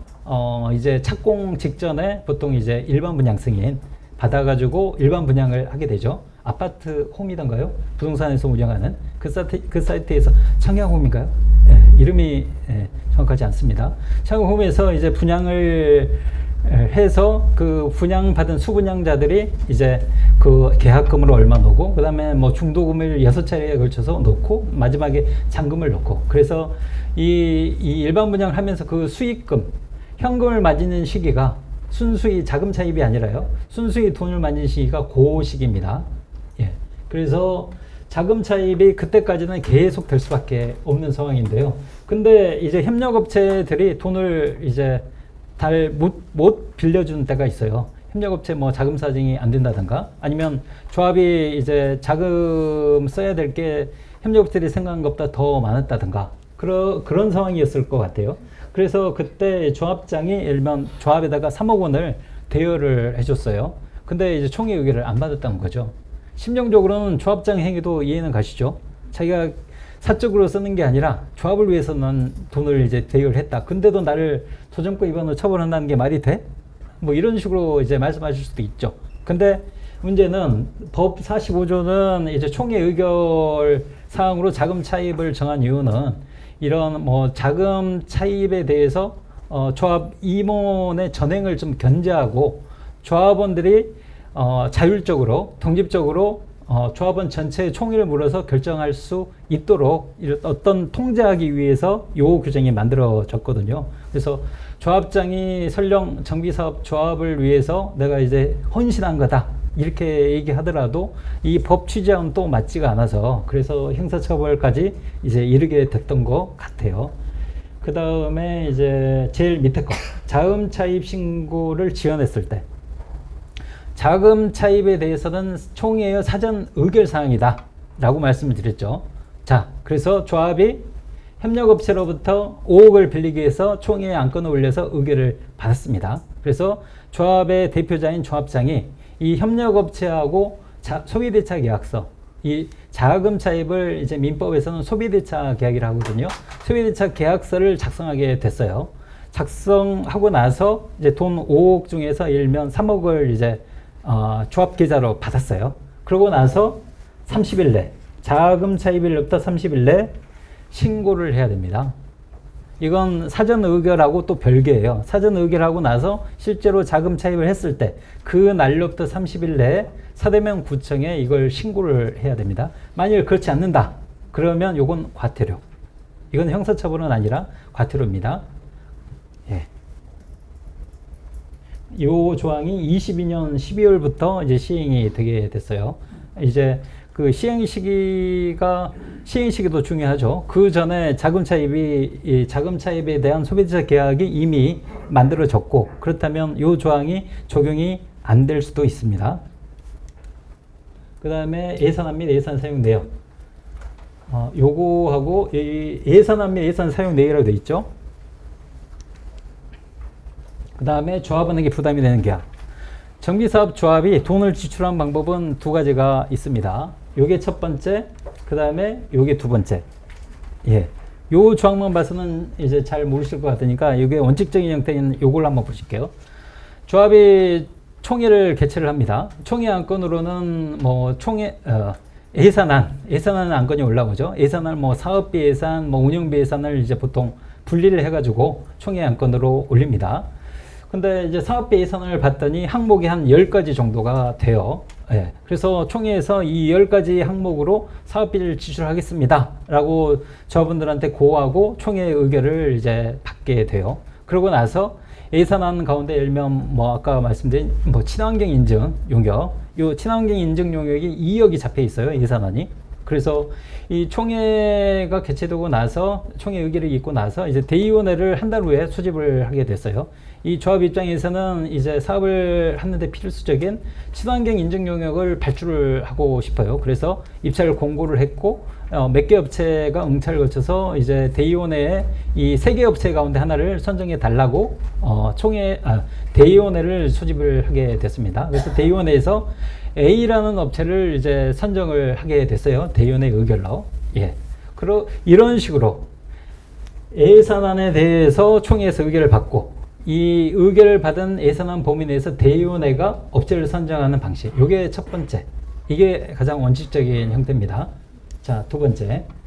아까 그 예산안에 사업비 예산에 10개 항목이 있다고 말씀드렸죠. 근데 제가 이 총회에서 예산안을 수립했는데 한 5, 6월쯤 되고 나서 사업에서 갑자기 변수가 튀어나왔어요. 그래서 이 변수를 해결해야지만 사업이 끌고 나갈 수 있을 것 같아요. 그래서 이 용역을 주려고 하는데 10개 항목의 사업비 예산 가운데 10개 항목을 아무리 살펴봐도 이 용역하고 이제 부합되는 게 없어요. ABB도 진작에 다 써버렸어요. 그러면 이 용역을 발주하기 위해서는 이 조항에 따라서 예산으로 정한 상황 외에, 그러니까 예산 외죠. 예산 10개 항목을 살펴봐도 이제 아무리 이 포섭을 시킬 수가 없으니까 예산 외죠. 예산 외의 사항으로서 조합원에게 부담이 되는 계약이다. 조합이 돈을 주게 되면 당연히 그 부담이 조합원들에게 이제 분배가 되는 거죠. 조합원에게 부담이 되는 계약이에요. 그래서 이 경우에는 총회를 다시 개최를 해야 됩니다. 요 안건을 다시 올려야 돼요. 근데 이제 요 안건을 올릴 때는 계약서 초안을 이제 올릴 필요까지는 없고, 여기 5번째 줄 보시면 계약 목적, 내용, 그로 인한 부담 정도. 이 용역할 때는 한 5억에서 6억 사이가 될 것 같고요. 그 다음에 이 용역 범위는 이런 사항들을 이제 발주를 해야 될 것 같고요. 뭐 이런 내용들을 계략적으로 밝히고 총회 의결을 받으면 이 법상에 총회 의결을 받은 걸로 간주하겠다. 대법원 판례가 자주 반복되고 있습니다. 예, 그렇게 하면 되고, 지금 이제 예산으로 정한 사항에서 예산이란 의미가 뭐냐. 물론 이제 요 3호에서도 예산안이라는 게 있죠. 그러면 예산이란 게 정비사업 10수년 동안, 예를 들면 15년이라고 치죠. 15년 동안 누적해서 쓰는 수조 원, 요게 예산이냐, 이 법에서 얘기하는 예산이냐, 그게 아니라는 거죠. 그래서 제일 밑에 판례를 보시면 정비사업비 지출 예정액이 예산으로 볼 수가 없다. 예산으로 보는 것은 1회계연도, 그러니까 1월 1일부터 12월 31일까지 1년 동안에 쓰는 것을 예산으로 볼 수가 있다. 예산으로 봐야 된다라는 대법원 판례가 있어요. 예. 네, 그래서 그 조합이 돈을 지출한 방법은 두 가지가 있다고 말씀드렸죠. 이게 원칙적인 형태. 총회에서 사업비 및 운영비 예산을 이제 의결을 받고 그 예산안 범위 내에서 대의원회가 업체를 선정하는 방법. 이게 첫 번째 방식. 두 번째 방식. 예산을 살펴봐도 이제 부합된 항목이 없다. 그러면 총회를 개최해야 된다. 이 두 가지 방법 들으시면서 느끼시는 게 있을 것 같아요. 아, 예산안을 제대로 수립해야 되겠구나. 예산안을 제대로 수립하지 않으면 조합원의 예산에 조합원의 부담이 되는 계약에 대해서 총회를 한번 더 해야 되는구나. 그러면 시간도 늘어나죠. 비용도 또 동시에 늘어날 겁니다. 또 조합원들이 또 싫어하게 될 거예요. 조합 임원들을. 예. 그래서 예산을 수립할 때 굉장히 잘 세워야 된다. 예. 그 다음에 요건 한번 쭉 읽어보시면 될 것 같고 1번에서 구역 내 목욕탕에 대한 매입계약. 아마 구역 내에서 사업을 별로 이제 호의적이하지 않은 뭐 이런 상가를 운영하신 목욕탕 운영하신 분이 계셨나 봐요. 그래서 이 사람이 이제 나 빨리 나갈 거니까 조합에서 사줘라.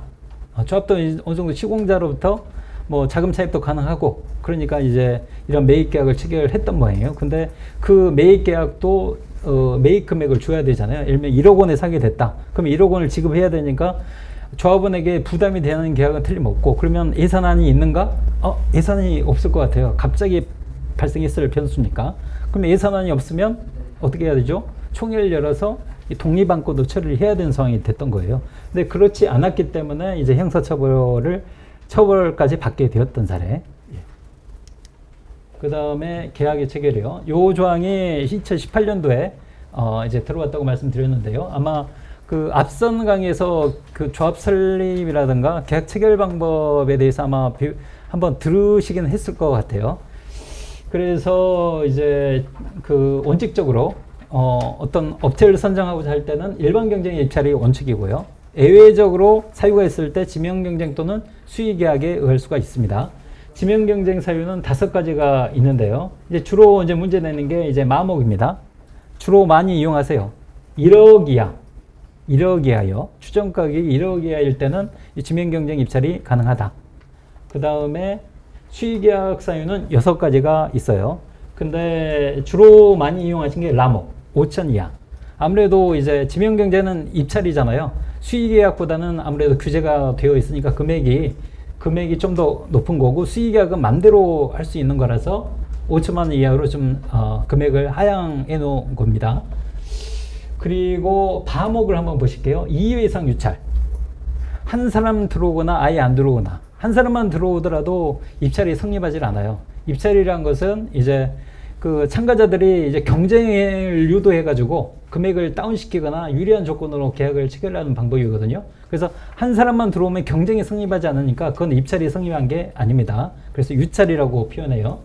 근데 이게 반복해서 2회 이상 유찰이 돼야 돼요. 2회 이상 유찰이 돼야 되는데 이제 주의하셔야 될 것은 입찰 공고와 입찰 지침, 입찰 조건이죠. 요걸 다르게 하시면 안 돼요. 똑같은 내용으로 입찰 공고 지침이 되고 이게 2번 유찰이 돼야지만 수의 계약을 할 수가 있다. 예. 변경하시면 안 돼요. 예.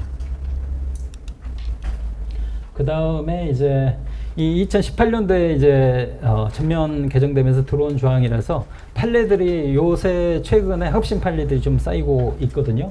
요 한번 3번 한번 보실게요. 기존 설계업체에 초등학교 설계 용역을 맡겼다. 기존 설계업체에 재영향평가 용역을 맡겼다. 요걸 수의계약으로 했단 말이에요. 5천만 원 당연히 넘어갔겠죠. 5천만 원 이하일 때만 가능하다고 했죠. 용역은 수의계약이요. 그래서 이 조합에서는 우리 기존 설계업체고 이 설계업체가 초등학교 설계까지도 하는 거니까 같은 설계 아니냐. 이거 변경계약으로 할 거야. 이렇게 이제 추진을 했었죠. 근데 이제 법원에서는 이것도 이 법조항 위반이다. 왜냐하면 기존 설계업체하고 이제 조합이 체결한 계약은 공동주택 및 부대 복리시설 요걸 설계해 주는 걸로 계약을 했어요. 근데 공동주택이라는 것은 아파트죠. 부대 시설이라는 것은 뭐가 있을까요? 뭐죠? 뭐 어린이집, 그다음 또 뭐 관리사무소, 그다음에 뭐 경로당, 근데 복리시설은 상가 이런 건데 초등학교는 어느 거에도 포함이 안 돼요. 일단 기존의 용역과 동일성이 없다. 그래서 변경 계약을 체결하기는 힘들다. 그래서 요 기존 인근 초등학교 설계 및 재영향 평가 용역은 이 추정 가격이 5천을 넘는다면 수의 계약 사유로는 해당되지 않고 일반 경쟁 입찰에 붙여야 될 것이다. 예. 그다음에 나머지 것들을 한번 쭉 한번 보시면 이제 아실 것 같고요. 이것도 한번 네, 넘어갈게요. 용역 업무 범위를 잘못 설정한 사례. 이게 이 3번에 가서 보시면 제일 마지막 줄이요. 계약서를 체결할 때 업체가 약간 선심성으로 뭐 이 용역도 저희가 해드릴게요. 이 용역도 저희가 해드릴 거예요. 그러면 이 업체가 이뻐 보여요. 아, 그럽시다. 다 썼어요. 그러고 나서 이제 이 조합이 사업을 하면서 이 특정 용역에 대해서 전문적 한 업체를 선정하려고 봤더니 기존의 업체의 계약에 이 애매한 표현들이 있는 거예요. 그래서 이 앞선 계약과 뒤의 계약의 용역이 특정 항목의 용역이 중복되는 경우. 그러면 이제 어떤 상황이 벌어질 것 같습니까? 조합원들이 이 앞선 계약의 용역업체한테 이미 계약을 했잖아. 그 업체한테 시켜. 근데 왜 또 뒤에 업체한테 용역을 발주하려는 거야? 조합은 당연히 그렇게 얘기하겠죠. 그래서 이제 최초의 계약서 체결할 때 그 용역 업무 범위에 대해서 좀 신중을 기해서 계약서를 작성하셔야 된다. 그 다음에 2번 같은 경우는 이제 땅을 파다 보면 이게 건설공사다 보니까 땅을 파다 보면 엉뚱한 것들이 많이 튀어나옵니다. 예. 그거는 이제 좀 어쩔 수 없는 일 같기도 해요. 하수관이 뭐 지도상에 이렇게 그려져 있는데 땅을 파봤더니 뭐 하수관이 더 하나 나왔다든가, 그래서 건드려 가지고 뭐 하수가 콸콸콸콸 나온다든가, 뭐 그런 상황이 되면 이 업체에서 이 용역 비용 안 내지 공사 비용 올려달라고 당연히 얘기할 수밖에 없는 거죠. 예. 물론 이제 그런 경우는 어쩔 수는 없을 것 같아요. 그렇지만 그 용역을 발주할 때 물량을 어느 정도 좀 계산을 좀 하셔야 될 필요가 있다. 왜냐하면 이제 그런 물량이 어느 정도 계산이 안 된 상태에서 용역을 발주하고 공사를 발주하고 공사가 진행되는 과정에서 갑자기 이제 업체가 와가지고 추가 공사 비용 다오 이렇게 얘기한다면 조합 입장에서는 좀 입장이 좀 궁할 것 같긴 하거든요. 예. 그래서 어느 정도 이제 입찰을 결심을 했다면, 용역을 발주하기로 공사를 발주하기로 결심했다면 물량을 이제 어느 정도는 좀 파악을 하셔야 될 것 같다. 그게 뭐 구청에 있는 자료건 시청에 있는 자료건 뭐 상하수도 사업소에 있는 자료건 그런 거 어느 정도 파악하셔서 물량을 어느 정도는 산정하신 편이 좀 좋을 것 같다.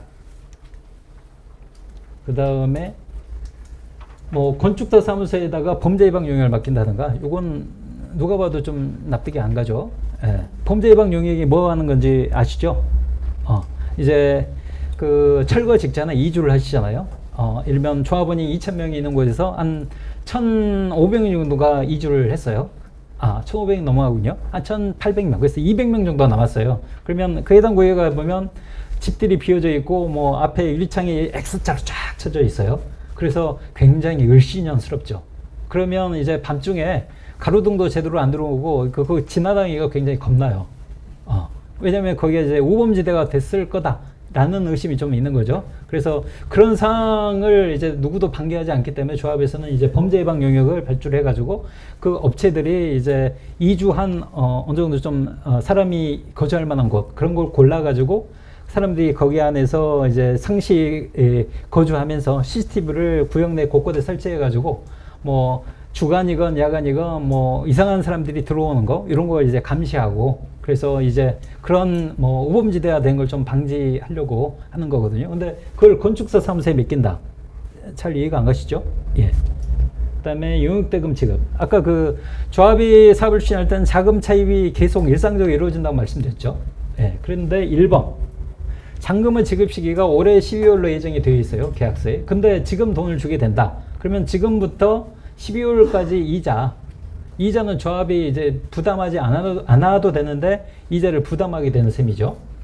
그 다음에 2번 같은 경우는 설계업체하고 이제 설계 용역 계약을 체결하는데 국민주택규모 일반 분양분에 대해서는 부가세가 면세가 된다고 하네요. 이건 회계적으로 회계 파트 쪽에서 말씀해 주셔가지고 요거 이제 말씀을 드리는 거고요.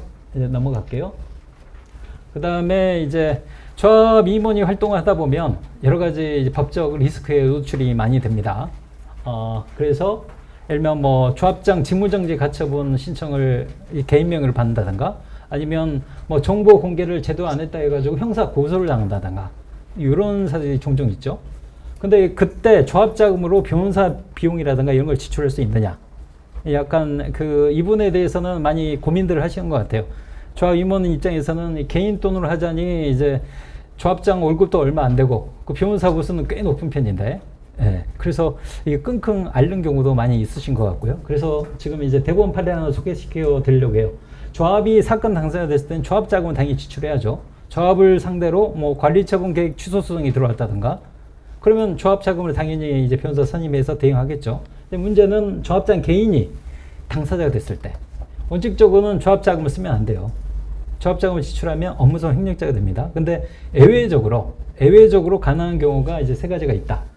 그래서 첫 번째, 실질적 이해관계 조합이 있지만 법적인 이유로 조합장이 당사자가 될 수밖에 없다. 요 사례가 이 밑에 제일 밑에 예. 조합장을 상대로 직무집행 정지 가처분 신청이 들어왔어요. 법원을 통해서 송달을 받게 됐어요. 이때는 이제 조합장이 직무가 정지가 돼버리면 조합 업무가 스탑이 돼버려요. 아까 제일 처음에 말씀드렸듯이 조합장은 조합의 내부적인 업무 집행권이 있고 내부 업무를 총괄할 수 있고 총회 대의원회 이사회 소집 및 의장이 될 수 있고 조합의 대표권이 있고 아주 권한이 아주 많죠. 근데 그런 사람이 직무정지 가처분을 당하게 됐어요. 소송에서 제대로 응하지 못해가지고. 그러면 조합사업이 6개월이건 1년이건 스탑이 되는 거예요. 그 피해는 조합원한테 귀결되겠죠. 그래서 이건 기업, 실질적 이해관계 조합이 있다. 다만 법적인 이유로 조합장이 소송의 당사자가 됐을 뿐이다. 이때는 조합자금으로 지출할 수 있다. 이게 기업번에 예외에 해당되는 사례고요. 니은박. 조합장이 조합을 위해 적법하게 행한 직무이다. 요 사례가 이제 요 규정을 적용할 수 있느냐, 요게 문제가 될 것 같아요. 제가 조합장을 하다가 정보 공개를 제대로 안 해줬다 해가지고 고소를 당했어요. 형사 고소를. 그래서 경찰 다니고 검찰에서는 저한테 약식으로 벌금 100만 원을 이제 약식 명령을 통보를 했어요. 법원에서 이제 통해서. 그래서 저는 나 정보 공개 제대로 해준 것 같은데. 그래서 정식 재판을 청구해가지고 법원에 이제 사건이 계속되게 됐어요. 그래서 1심 판결에서 100만 원에서 이제 조금 깎아줬어요. 일명 50만 원으로.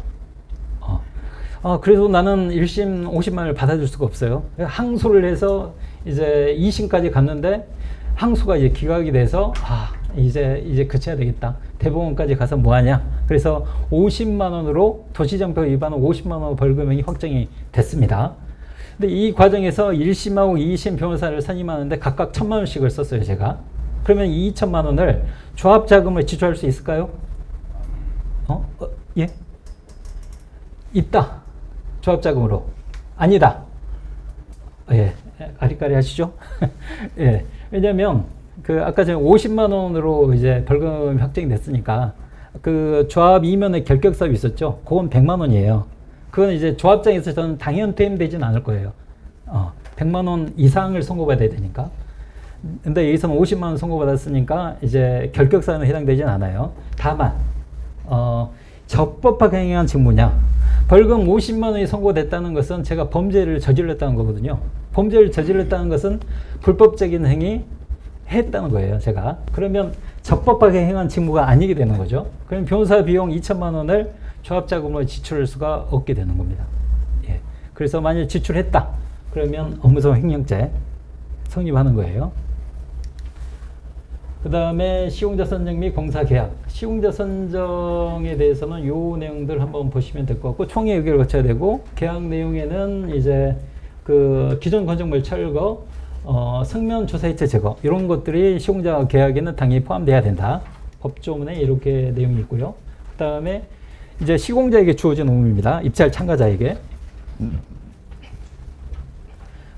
이사비 등 시공과 관련 없는 금전을 무상으로 제공하는 제한을 해서는 안 되고요.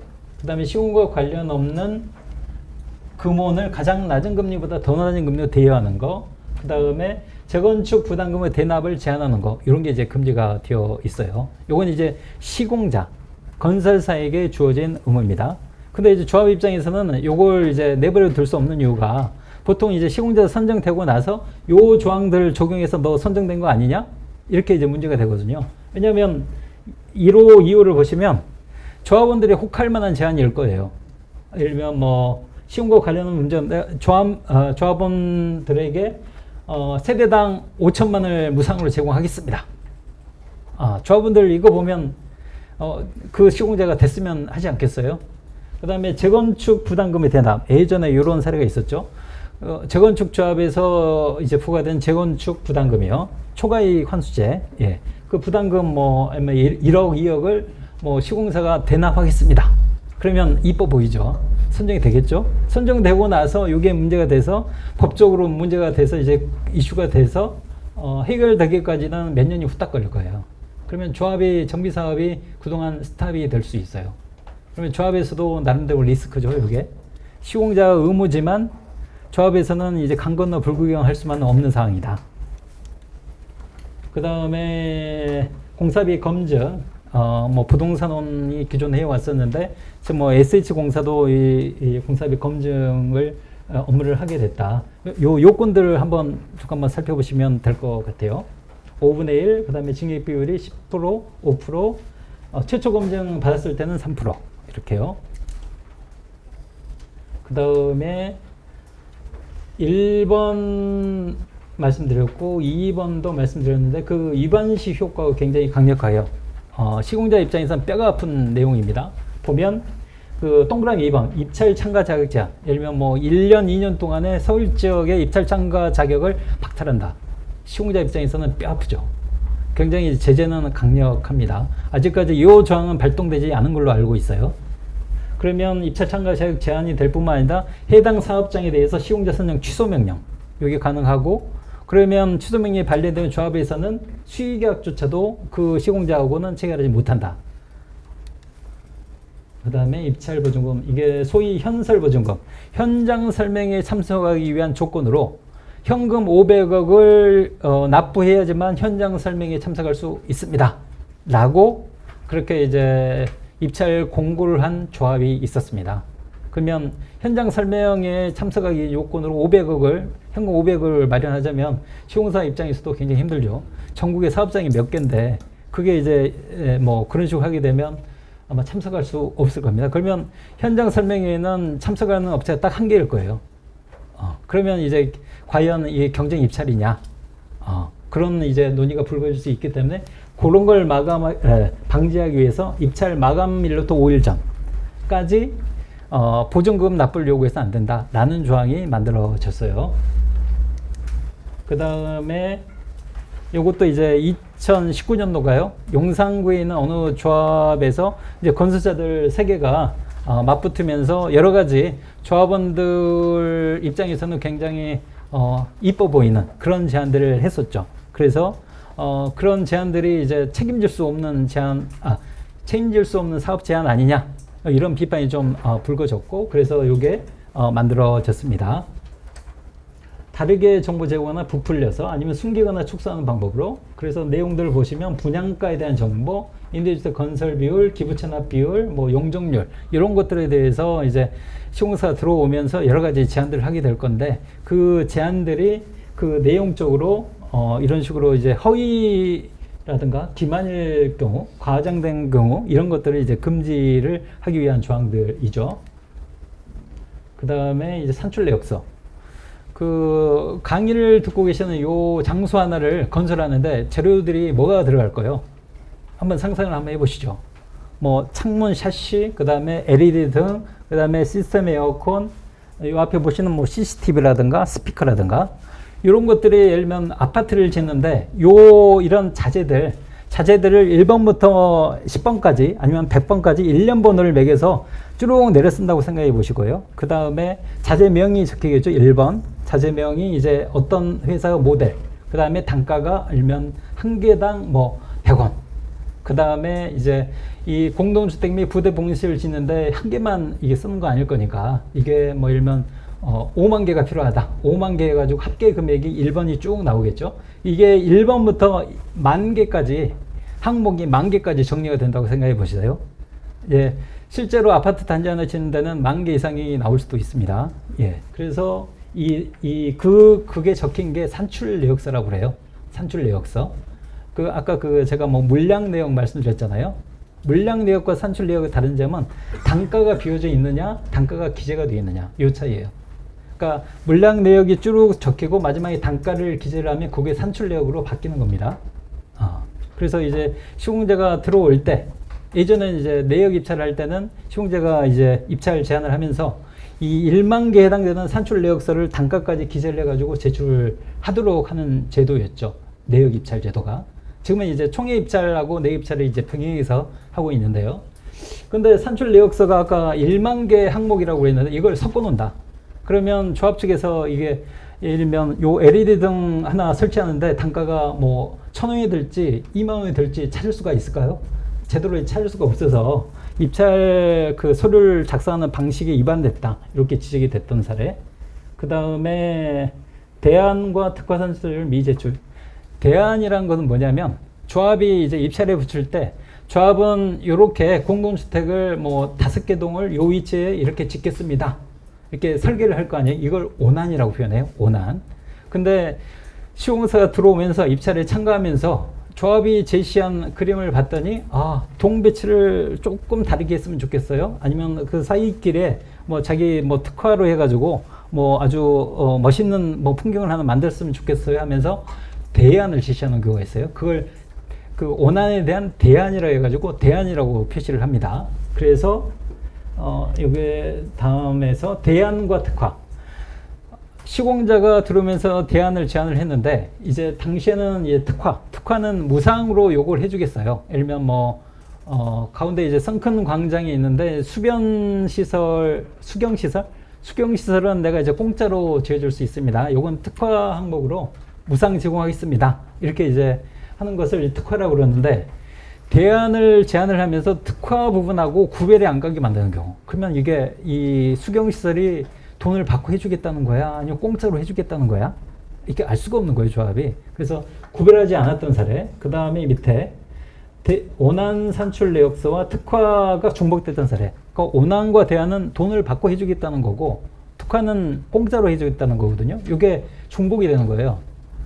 수경시설을 돈을 받고 뭐 1억이면 해주겠다라고 했는데 무상 제공 부분 특화에서 수경시설이 기재가 되어 있는 경우. 이런 경우. 예, 이런 사례들이 있었습니다. 그 다음에 정비 설계 같은 경우는 보통 그 서울시 그 공공 지원에 관한 뭐 정비업체 선정 기준, 설계업체 선정 기준에 따라서 보통 진행을 하고 있죠. 최초에 뽑을 때는요. 그 다음에 감정평가업자 같은 경우도 총회에서 직접 뽑아야 합니다. 최근에 문제되는 게 법인세 절감형 감정평가인데 이것도 총회 의결 사항이에요. 예, 넘어갈게요. 그 다음에 조합 임원의 선임도 역시 총회 의결을 거쳐야 한다. 이렇게 되어 있습니다. 그 다음에 1번 여기 횡령죄 처벌받은 사례가 있었는데요. 그 조합장이 자신의 아들을 사무장으로 일하게 했어요. 근데 이제 사업이 잘 안 됐나 봐요. 안 되면서 조합장이 이제 외부로 이제 돌기 시작했죠. 근데 이제 조합에서는 일정 정도 뭐 이사회라든가 뭐 이런 거 대의원회라든가 이런 걸 개최를 하긴 해야 되거든요. 근데 이제 이사회가 열렸는데도 이제 조합장은 참석하지 않고, 근데 나중에 의사록에는 조합장이 주재해서 회의를 진행한 걸로 되어 있고, 그런 식으로 되어 있는데 보수도 조합장 명의로 따박따박 타가고, 그래서 요게 이제 조합원들의 형사 고소로 이제 문제가 됐죠. 그래서 일하는 것처럼 가장해서 급여를 타갔다 해가지고 이건 횡령이다. 횡령죄로 처벌받았던 사례가 있었습니다. 그 다음에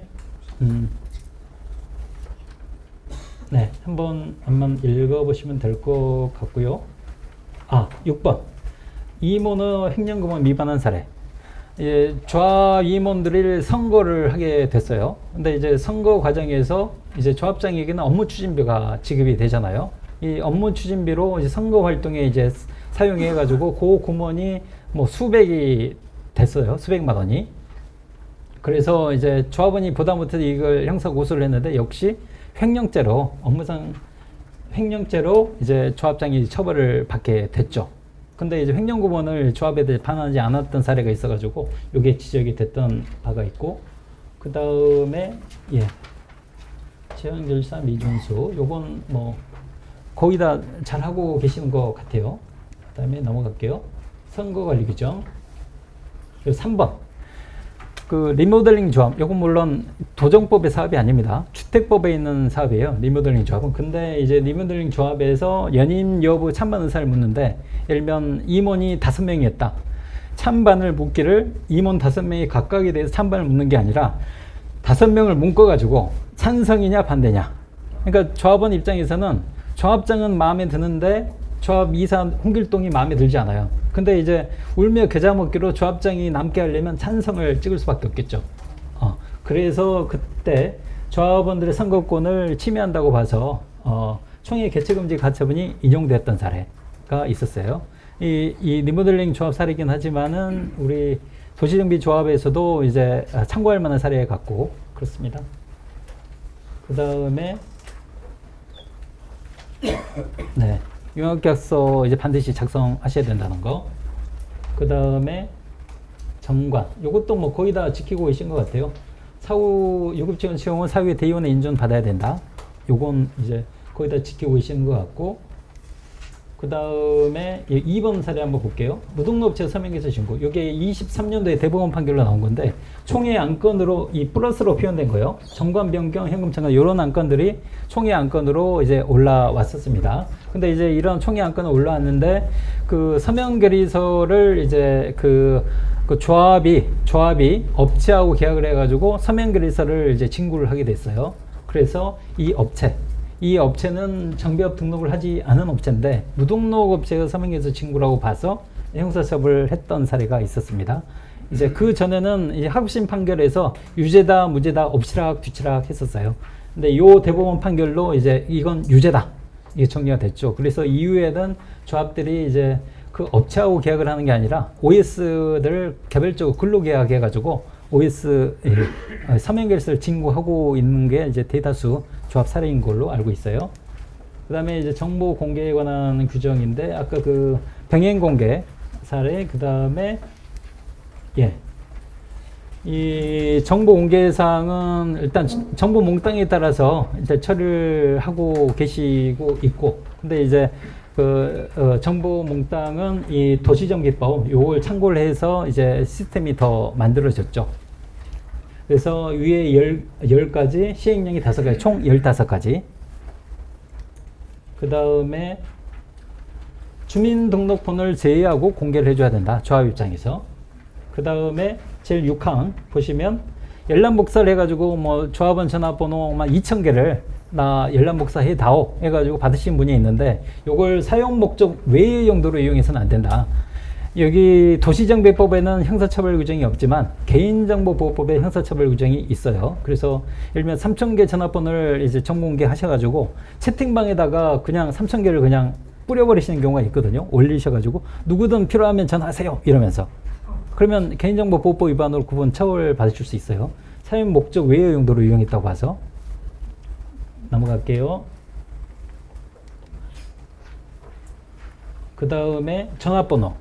조합원의 전화번호가 이제 정보공개 대상이냐?